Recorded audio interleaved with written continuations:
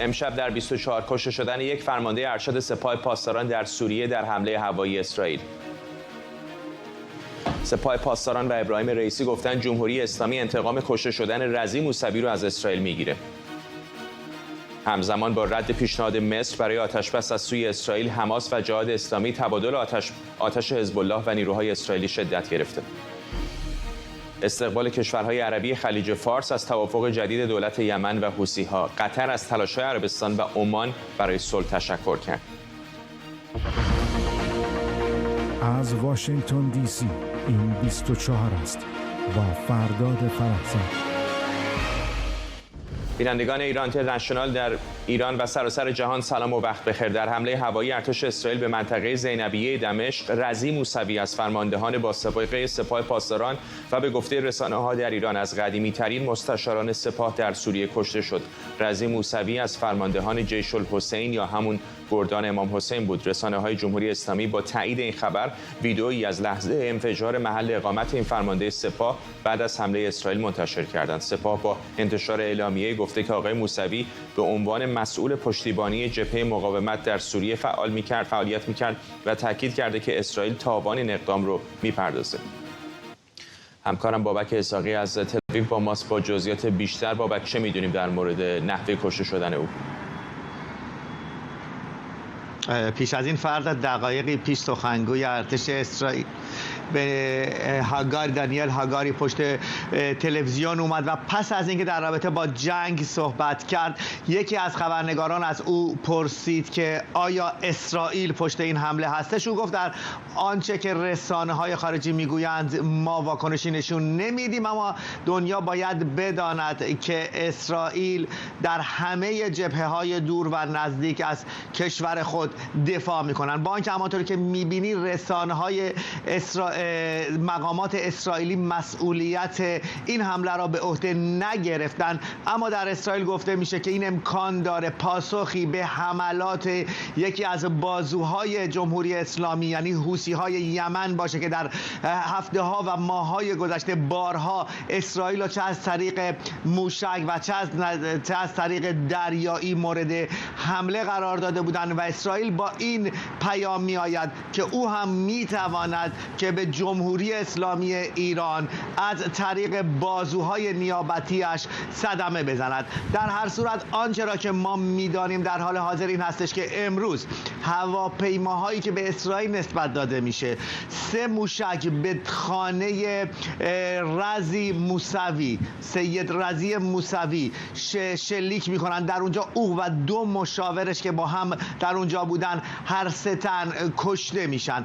در حال حاضر گفته شده که موسوی یکی از افراد بسیار ارشد در سوریه بوده، شاید یکی از مهمترین افراد جمهوری اسلامی و سپاه قدس هستش که در سوریه بوده. ایران اینترنشنال درست 10 ماه پیش از نقش او در رابطه با تجهیزات و لوجستیکی که از جمهوری اسلامی ایران به سوریه میرسه و از اونجا به حزب الله لبنان میرسه پرده برداشت. در آن موقع ما توانستیم که عکسی را از کلاسترون او تهیه بکنیم و نمایش بدیم، اما همانطوری که امروز دیدیم معلوم شد که عکس‌های زیاد و فیلم‌های زیادی با قاسم سلیمانی داشته و یکی از نزدیکترین افراد بود. از سال 1990 او فرماندهی بخش سوریه را در سپاه قدس به عهده داشته. اسرائیل هم اکنون امکان این که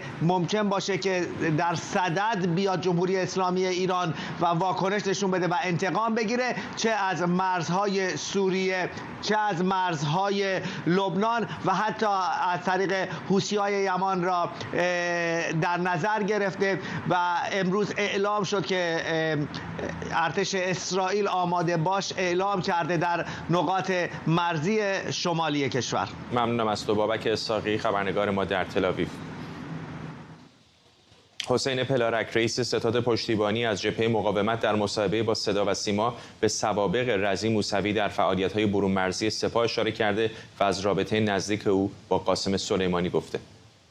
خب آقای سید رضی که معروف به سید رضی هم بود و سید عزیز و بزرگوار از پیشکسوتان سربازان برون مرزی و خدمتگزار در عرصه مقاومت شاید قریب 25 سال در این عرصه ایشون نقش آفرینی میکرد و تمامی هماهنگی‌های امور رو به عهده داشت. خب این سید عزیز مورد علاقه خاص و ویژه سردار شهید حاج قاسم بود و به شدت هم بعد از شهادت حاج قاسم در فراق حاج قاسم ایشون بیتابی میکرد و همیشه آرزو میکرد که در آستانه سالگرد حاج قاسم من به شهادت برسم و امروز هم واقعا به شهادت رسید. ایشون بعد از مأموریت کاری که برگشته بود در یکی از مقرهای محل استقرار خودش تا مورد حمله موشکی قرار میگیره. خب دشمن صهیونیستی 2 بار دیگه قبلا به ایشون سوء قصد کرده بود در همین مدت اخیر. خیلی در سال یکی در 2 سال گذشته، یکی هم در چند سال قبل که موفق نبوده. پس این سومین تلاش رژیم صهیونیستی برای ترور شهید سید رضی موسوی بوده. بله حسین. خب از کم که به هر حال حق ایشون و پاداش زحماتش همین شهادت بود. جابر رجبی فعال و تحلیلگر سیاسی به ما پیوسته. آقای رجبی، اونطوری که من دریافتم از اسنادی که خواندم و واکنشی که مقامات جمهوری اسلامی تا به این لحظه نشون دادن، به نظر میاد که مقام بسیار بالا رتبه و ارشدی بوده در سوریه. سلام آقای فرداد. فارغ از مقامش خیلی شخص کلیدی بوده برای جمهوری اسلامی. صاحب مقام شاید جمهوری اسلامی خیلی کم نداره، ولی خب افرادی که خیلی جای کلیدی وجود دارن و شاید برای جمهوری اسلامی گذاشتن فردی در جایگاه اون سخت باشه، یکی سید رضی یا معروف بود به آقا رضی. البته اینی که میگوید پولارک که مال 25 سال نه، خیلی بیشتره، اون از دهه 60 که در سوریه بوده. بعد از اون خیلی نقش مهمی داشت از اینی که بخواهد راضی بکنه شاید جمهوری اسلامی رو که بتونن اون ورود بکنن تو سال 2011 در سوریه داشته. بارها گفته شده بوده که جمهوری اسلامی اون موقع شاید فکر می‌کرده که بشار میره با رئیس جمهور بعدی یا فرد بعدی شاید نتونه کنار بیاد. میگن که رضی که اون موقع مسئول هماهنگی بین جمهوری اسلامی و حزب الله بوده، او میره و اولین گردان‌ها رو درست میکنه و وارد میشه. بعدها که معاون همدانی بود در اونجا، بعدن که معاون حجازی شد و الان مهمترین درسته او اسمن در سفارت جمهوری اسلامی هم به عنوان یک دیپلمات پاسپورت دیپلماتیک داشت به دلیل رفت آمدش.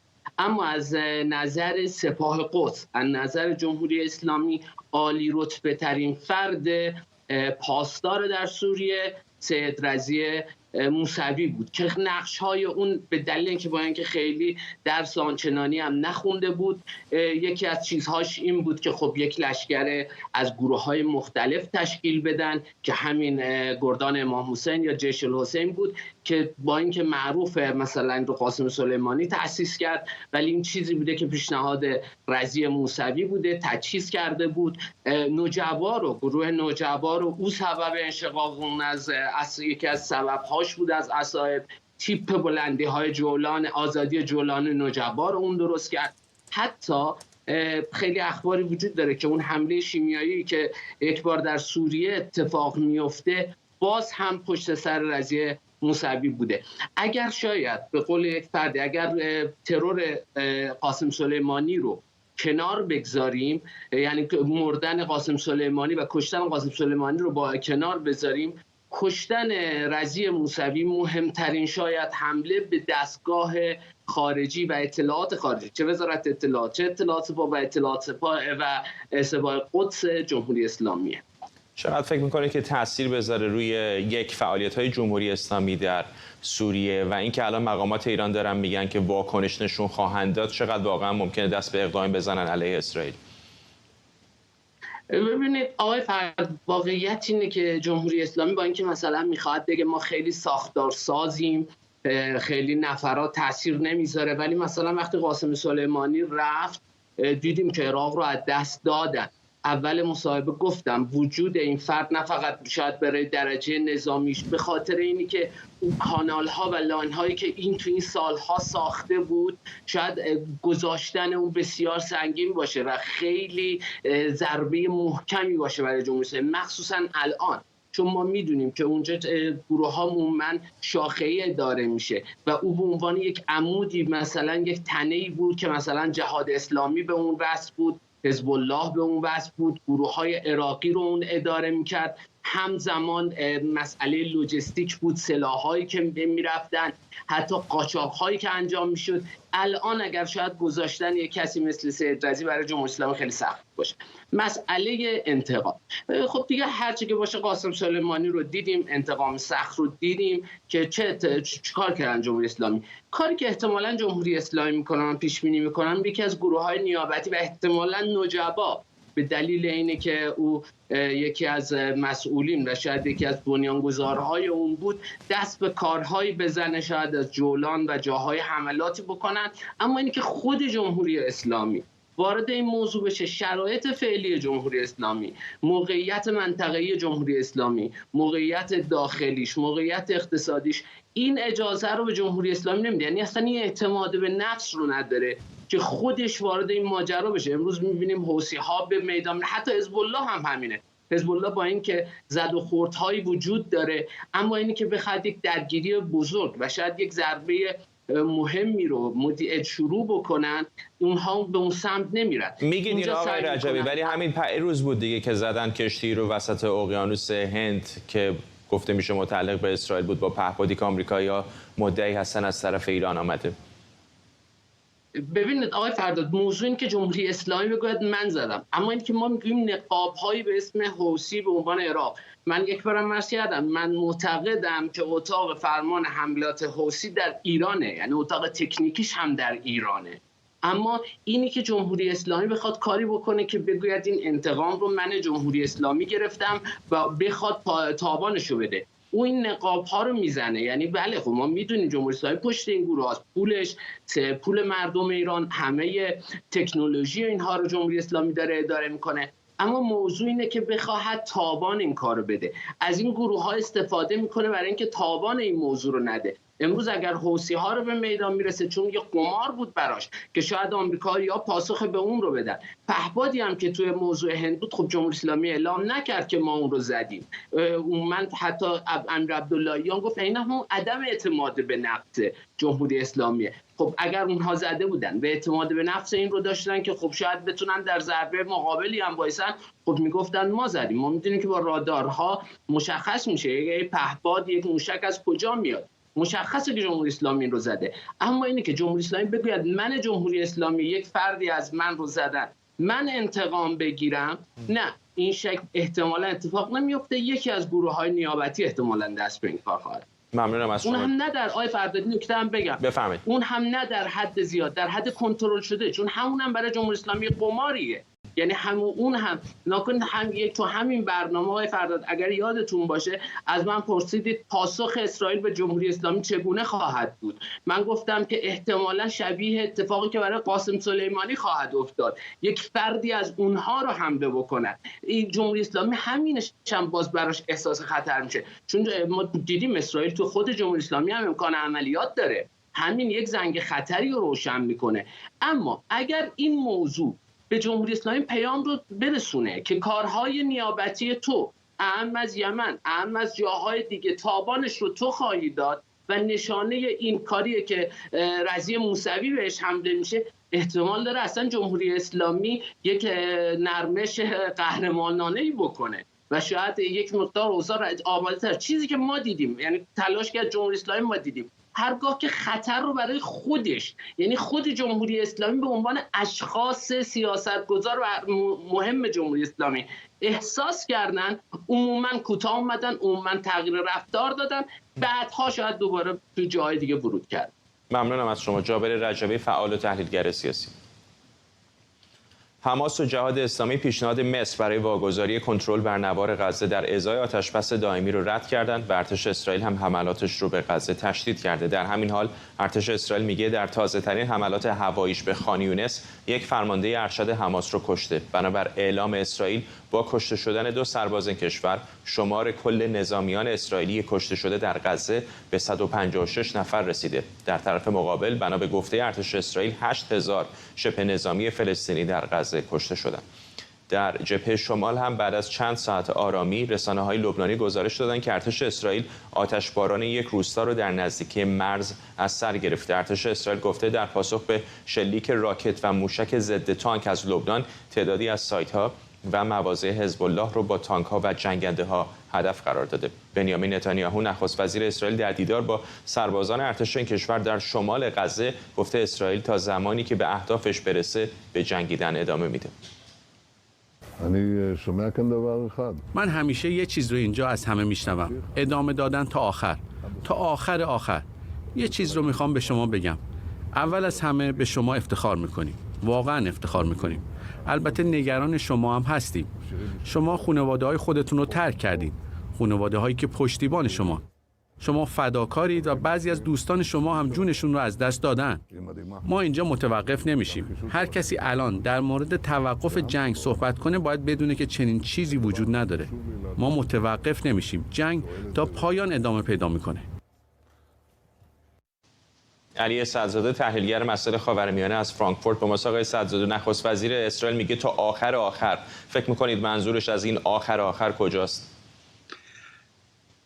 پاسخ این سوال رو خود آقای نتانیاهو هم احتمالاً نمیتونه بده، ولی بر اساس اون چیزی که اعلام کردن نابودی حماس هست. حماس رو نابود کردن اون هم دقیق تعریف نکرده، چون به هر حال حماس یک مجموعه بسیار بزرگتر از این نیروهای نظامی است که در اختیار داره. بعضی‌ها حدس میزنن به 20 تا 30 هزار جنگنده داره. بنابراین گفته که ما تا نابودی حماس به پیش خواهیم رفت. بعدها این سوالش رو به اصطلاح این حرفش رو تقلیل داد به این که توان نظامی حماس را از بین ببریم. بعدم یه تعابیر دیگری نقل کرده، این از جمله این که حماس دیگر در اون شرایطی نباشه که بعد از جنگ بتونه بر غزه دوباره حکومت بکنه. این اهدافی است که اسرائیل بهش داره و جالب این است که پس از این بازدیدی که شما نقل کردید از نوار غزه توسط نتانیاهو و اون سخنرانی که برای سربازا کرد، بعدش بلافاصله یحیی سنوار فرمانده اصلی حماس در غزه اطلاعیه داد. علت این اطلاعیه هم 2 چیز هست. یکی این که همین سخنان آقای نتانیاهوست، دوم این که ارتش اسرائیل اعلام کرده بود که حمله کرده به خان یونس و یکی از رهبران مهم حماس رو کشته. احتمالاً یحیی سنوار برای اینکه نشون بده که هنوز زنده هست اطلاعیه داده و در این اطلاعیه‌اش اعلام کرده که هر گونه پیشنهاد صلح رو رد میکنه.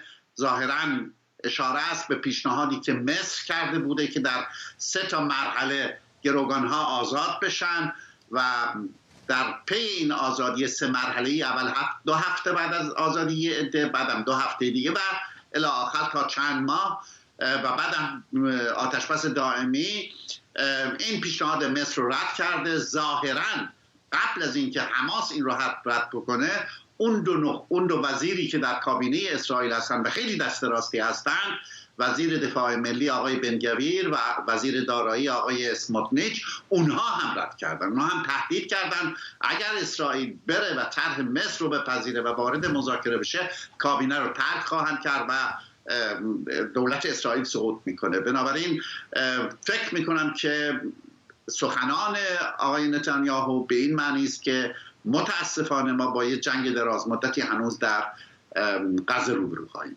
در جبهه شمال وضعیت یکم نامشخص هست. حرف از این بودش که حزب الله یکم عقب نشینی کرده. الان دوباره حرف از تبادل آتش هست، به خصوص که الان یکی از فرماندهان ارشد جمهوری اسلامی سپاه قدس رو در سوریه هم زدن. چقدر احتمال میدید که حزب الله نقش پررنگتری بازی بکنه و نزاع در جبهه شمال هم بیشتر بشه؟ اگر این تهدیداتی که جمهوری اسلامی پس از کشته شدن این سردار سپاه مهم در سوریه آقای موسوی اعلام کرده که ما به هر قیمتی هم شده انتقام خواهیم گرفت و برای این انتقام نیروی نیابتی پیدا کنه که پاسخ بده به اسرائیل. بعید نیست که حزب الله یکی از این نیروهای نیابتی باشه، ولی در این حال خطر رو برای حزب الله هم بیشتر میکنه و احتمال داره حزب الله و حتی ایران رو به اون جایی ببره که هر دوتاشون نمیخوان، یعنی وارد جنگ شدن. ولی اسرائیل اعلام کرده که ما به هر حال مرزهای شمال رو میخوایم امن‌تر بکنیم، صرف نظر از پاسخی که به این حملات اخیر حزب الله داده، میخوایم مرز رو امن‌تر بکنیم و نوار حائل بین خودمون و حزب الله رو میخوایم پهن‌تر بکنیم. ظاهراً حزب الله رو مجبور خواهد کرد که به طور وسیع با اون طرف رودخانه مرزی با یک فاصله بسیار زیادی، رودخانه مرزی که بین لبنان و اسرائیل هست. بنابراین حزب الله هم میدونه که زیاد نمیتونه وارد چنین کارزاری با اسرائیل بشه، چون که اسرائیل سابقاً کاملا روشن گفته که اگر ما احساس بکنیم که حزب الله وارد مخاصمه و جنگ بزرگی با ما شده باشه، ما از بر سر لبنان همان رو خواهیم آورد که بر سر غزه خواهد آمد. و علتش هم اینه که این تهدید اسرائیل چندان تو خالی هم نیست، چرا که اگر بخواهد با تمام به اصطلاح توان نظامی حزب الله برخورد بکنه، بایستی به مناطق مختلفی از لبنان حمله بکنه، چون حد زده میشه که این تجهیزات عظیمی که حزب الله گیر آورده در سراسر لبنان پخش شده. بنابراین این تهدید اسرائیل علیه لبنان یه تهدیدی است که پایه واقعی و جدی داره. ممنونم از شما. علی سعدزاده، تحلیلگر مسائل خاورمیانه از فرانکفورت. دبیرکل شورای همکاری خلیج فارس از وعده طرف‌های درگیر در یمن برای پذیرش آتشبسی جدید و مشارکت در روند صلح به رهبری سازمان ملل استقبال کرده. عربستان سعودی هم در بیانیه‌ای با استقبال از دستیابی به نقشه راه برای حمایت از روند صلح در یمن، طرف‌های یمنی رو به نشستن بر سر میز مذاکرات برای دستیابی به یک راه حل سیاسی جامع و پایدار تحت نظارت سازمان ملل تشویق کرده. پیشتر نماینده ویژه سازمان ملل در امور یمن خبر داده بود حوثی‌ها و دولت یمن بر سر ادامه مذاکرات صلح در چارچوب یک نقشه راه تحت نظارت سازمان ملل توافق کردند. او از دولت آمریکا به خاطر حمایت‌هاش در این زمینه قدردانی کرده بود. من بسیار مشتاقانه منتظر نشستی سازنده در حمایت از تلاش‌های میانجیگری صلح سازمان ملل هستم. آقای وزیر، من فکر می‌کنم دقیقاً همانطور که اشاره کردید مهمه که همه ما به خودمون یادآوری کنیم که در چند سال گذشته پیشرفت قابل توجهی در پرونده یمن داشتیم. من از تلاش جمعی جامعه بین‌المللی تشکر می‌کنم. همچنین از حمایت آمریکا برای پیشبرد یک روند سیاسی فراگیر به رهبری یمن تحت نظارت سازمان ملل قدردانی می‌کنم. شکریا برادوس، پژوهشگر امنیت بین‌الملل و سیاست خارجی از دانشگاه ویرجینیا تک اینجا در استودیو با ماست. چه شکلی هست خانم برادوس؟ چه مکانیزمی در نظر دارن برای یک صلح پایدار در یمنی که بخشش الان تحت کنترل حوثی است؟ باید ببینیم خب تحولات اخیر حمله های حوثی ها به کشتی آمریکا یک نیروی جدید ائتلاف درست کرده و اینکه مشکل برای آمریکا قبلا هم توضیح دادم که بخواد حوثی ها رو دوباره در لیست ترور قرار بده. بر حسب همین پروسه آتش بسی که هست از اکتبر پارسال تا الان تموم شده وقتش، ولی باز هم می‌بینیم هر دو طرف، چه دولت قانونی یمن چه عربستان چه حوثی ها نمیخوان دوباره جنگ از سر گرفته بشه، به خاطر همون ضررهای جنگی که نه تنها برای عربستان وجود داشته که میدونیم 25,000 بار عربستان و نیروهای ائتلافیش یمن رو بمباران کردن از روزی که 2015 که شروع کردن علیه حوثی‌ها این جنگو، ولی به نتیجه نرسید. ولی چیزی که الان نشون میده که به خاطر همینه وقتی ما میگیم برای بایدن انقدر آسان نیست که تصمیم بگیره به حوثی‌ها حمله کنه، دقیقاً در مورد این صحبت میکنیم، چون که در مورد جنگ داخلی یمن صحبت میکنیم که آمریکا سعی میکنه این جنگ به پایان برسه. حالا فکر کنید این جنگ داخلی وقتی در مورد حوثی‌ها صحبت میکنیم یک گروه تروریستی که آمریکا برای همین از این گروه لیست بیرونش آورد که بتونه به این ائتلاف، به این حرف‌ها، به این نشست‌ها اضافه بشه. ولی اگه دوباره بخواد برگردونه و اون عملکردی که حوثی‌ها داشتن میشه تروریست، عملکرد تروریستی، چون که وقتی گروهی داخل جنگ داخلی هست، سیویل وار هست، گروه تروریستی نیست. ولی حملاتی که حوثی‌ها انجام دادن به کشتی‌ها اینجا یک گروه، یک اکت تروره. پس یه اکتی در مقابل امنیت جهانی و اینجا میشه که گروه تروریستی باید اعلامش کرد. صحنه عجیبیه نه؟ برای اینکه از یه طرف میخوام مذاکره بکنم با حوثی‌ها برای یک توافق آتش‌بس در یمن، از طرف دیگه همونطور که خودتون اشاره کردید حوثی‌ها دارن راکت پرانی میکنن، موشک میفرستن تا خود جنوب اسرائیل به کشتی‌هایی که از دریای سرخ دارن عبور میکنن. چطور میشه همزمان یک نفر هم به یکی از مهمترین متحدان شما حمله بکنه، کشتیرانی بین‌المللی رو تهدید بکنه و در این حال کنار هم روی یه میز بشینید و چانه‌زنی بکنید سر تقسیم قدرت؟ اینجا پیچیدگی قضیه که هست، برای همین بارها گفتم یعنی اینقدر آسان نیست تصمیم گرفتن، به خاطر اینکه الان به خاطر حملاتی که حوثی هم شروع کردن علیه اسرائیلی که علیه غزه داره میجنگه و حوثی‌ها خودشون به عنوان تنها اکتوری که در منطقه قوی وایسادن و تونستن امنیت اقتصاد جهانی رو کاملا مختل کنن. حالا بجز از آمریکا و کشور اروپایی ما در مورد حتی آسیا صحبت می‌کنیم، 40% از اقتصاد آسیا از این تنگه باب المندب داره رد میشه.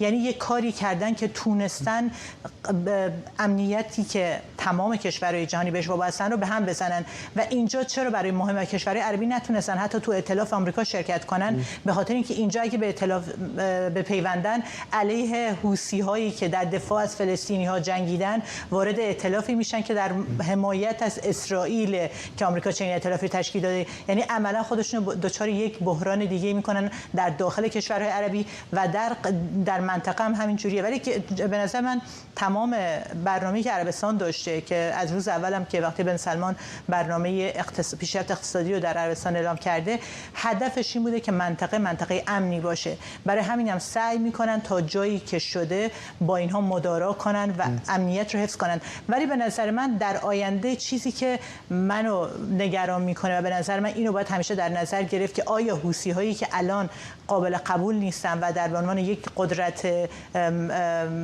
قانونی وجود ندارن، اگه اینها در آینده یمن به قدرت برسن به عنوان یک اکتری خواهند بود که همیشه اون امنیت رو به هم خواهد زد. آیا کشورهایی که تصمیم میگیرن مثلا کشورهای آمریکا یا عربستان با دانستن این که حوثی‌ها مثل حزب الله که در لبنان قدرت گرفتن و شدن یک معضل امنیتی برای همیشه، آیا چنین اکتری میاد در داخل یمن قدرت بگیره و بمونه؟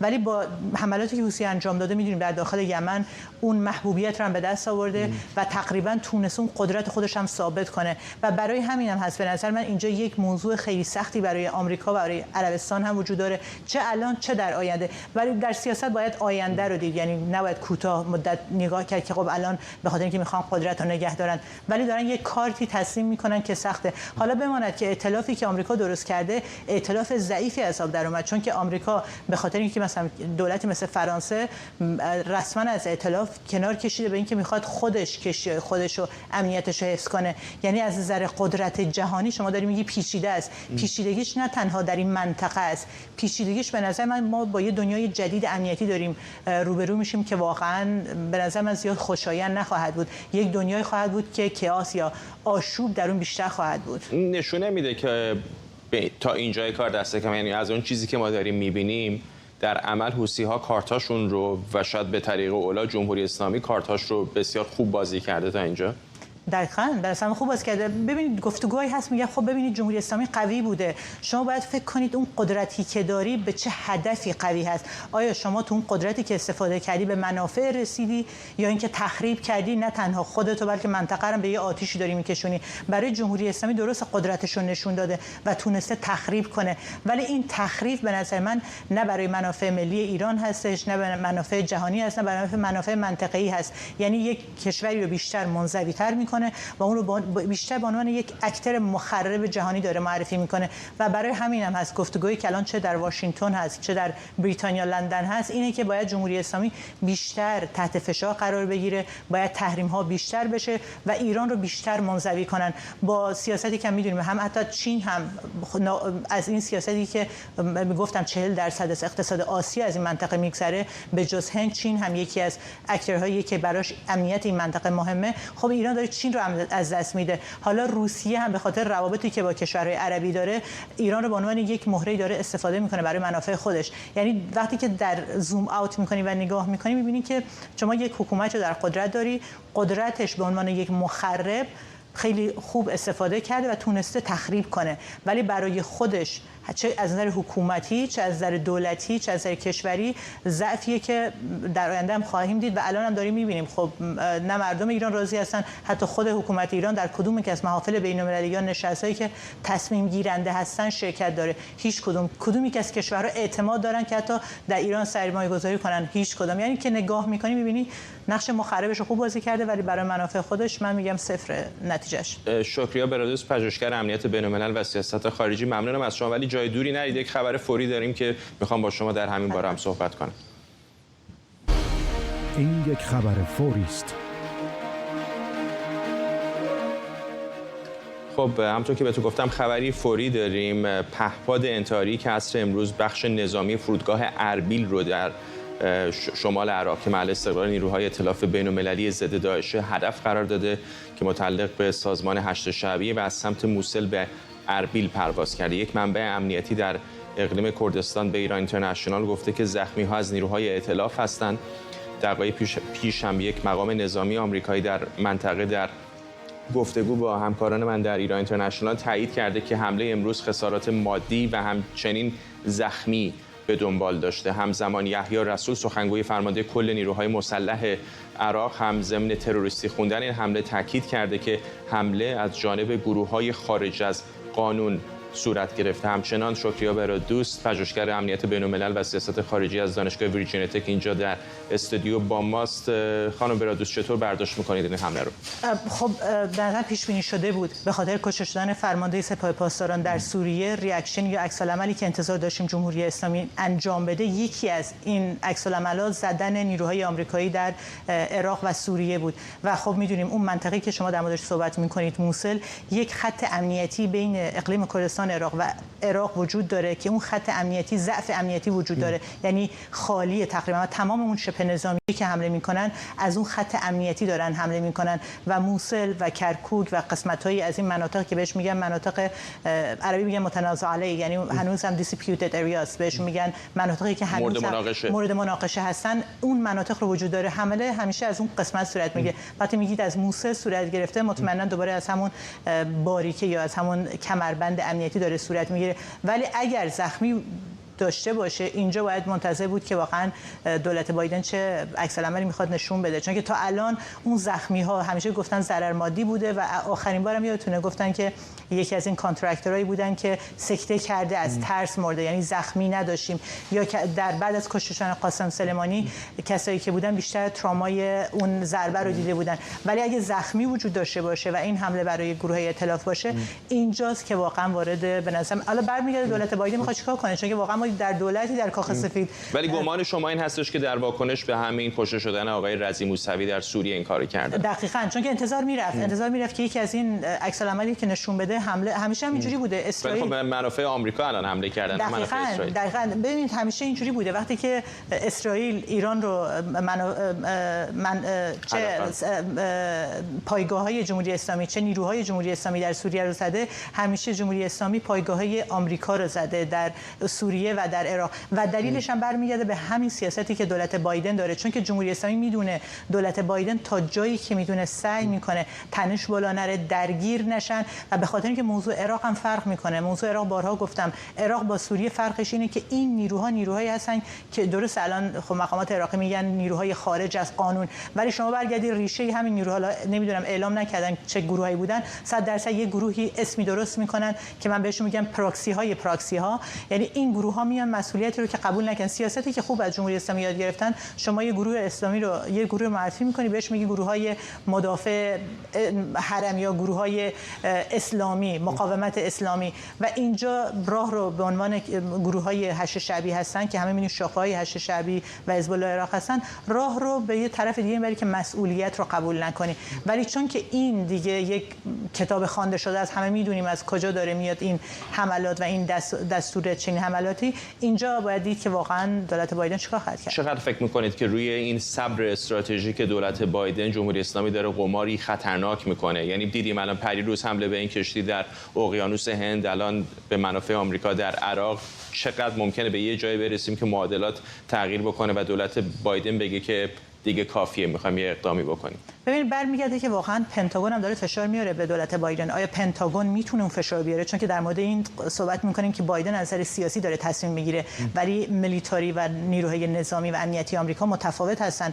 از رئیس جمهوری که به فکر انتخابات خودشه که انتخابات خواهد کرد، به فکر اینکه در دوره اون جنگ شروع نشه، از اینکه نیروهای امنیتی آمریکا مورد حمله قرار بگیرن متفاوته. و این اخبارم شنیدیم که پنتاگون ناراضی است از عملکرد بایدن. ولی اینکه بایدن آیا دوباره برمیگرده به بعضی از مقرها یا پایگاه‌های این گروه‌های شبه نظامی حمله خواهد کرد، چون در عراق محدودیت داره که بخواد ریاکشن نشون بده. چون که اگه بخواد مثلا محدودیتی برای دولت عراق که دولتی که مورد علاقه بایدن هم هست، آمریکا هم هست، یعنی شیعه سودانی کسیه که آمریکا موافق بود که به قدرت برسه و شیعه سودانی برخلاف خواسته آمریکا بیشتر خودش به آمریکا برخلاف خواسته ایران خودش به آمریکا نزدیک کرد وقتی اومد بانک‌های عراق رو بس که نتونن دلار به ایران بفرستن. یعنی نشون میده که محدودیت داره، ولی آیا اون عکس العملی که میخواد نشون بده به جمهوری اسلامی خواهد بود یا نیروهای داخل عراق خواهد بود؟ به نظر من شاید در داخل عراق بخواد یک ریاکشن، یک عکس العملی نشون بده، ولی در مورد خود ایران بخواد به خود ایران جوابی بده، اینجا شاید دوباره برگردیم به اسامی از اینکه لیستی از سانکشن ها یا لیستی از اشخاص جمهوری اسلامی در لیست تحریم ها بذاریم که یکی از دیگه سیاست‌های شناخته شده آمریکا برای نشون دادن عکس العمل. ولی بازم میگم اگر زخمی ها باشن اینجا فشار بیشتر میشه، ولی با اوضاع جنگ غزه و تمام تمرکزاتی که در داخل آمریکا در مورد جنگ غزه و اینکه این جنگ بعد به پایان برسه، اینجا به نظر من یک امتیازی هم به بایدن میده که اگر شروع هم نکنه اینجا ممکنه انقدر فشار وارد نشه که باید حتما وارد یک حمله نظامی بشی در جواب چنین حملاتی. ممنونم از شما. شکریا برادوس، پژوهشگر امنیت بین‌الملل و سیاست خارجی در دانشگاه ویرجینیا تک اینجا در استودیو با ما طبیعتاً در این دقایق و ساعت‌های پیش رو همین خبر رو با جزئیات بیشتر رصد می‌کنیم.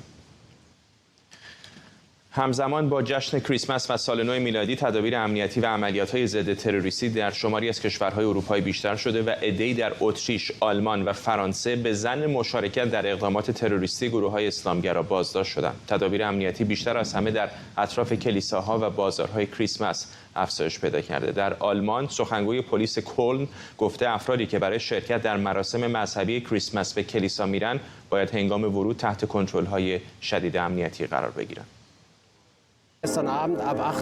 ما از دیروز با کمک سگ‌های تجسس به طور کامل کلیسای جامع کلن را جستجو کردیم. بعد درب کلیسا بسته شد. ما این کار را به خاطر امنیت مردم انجام دادیم و مهمتر از همه این که امروز بتوانند به مراسم کریسمس بروند. امروز وسایل بازدید کننده ها اینجا بررسی می شوند. ما دیروز گفتیم لطفاً تا جایی که ممکن است هیچ وسیله‌ای با خودتان نیاورید. در غیر این صورت مورد بازرسی قرار می گیرد. این هشدار در ابتدا در شب سال نو بود و در حال حاضر در مورد امنیت کلیسای جامع است، به خصوص وقتی که افراد زیادی اینجا هستند. کلیسای جامع کلن پربازدیدترین کلیسای جامع در اروپا است و ما ایستگاه اصلی قطار را درست در کنارش داریم. این یعنی مردم زیادی اینجا در رفت و آمد هستند.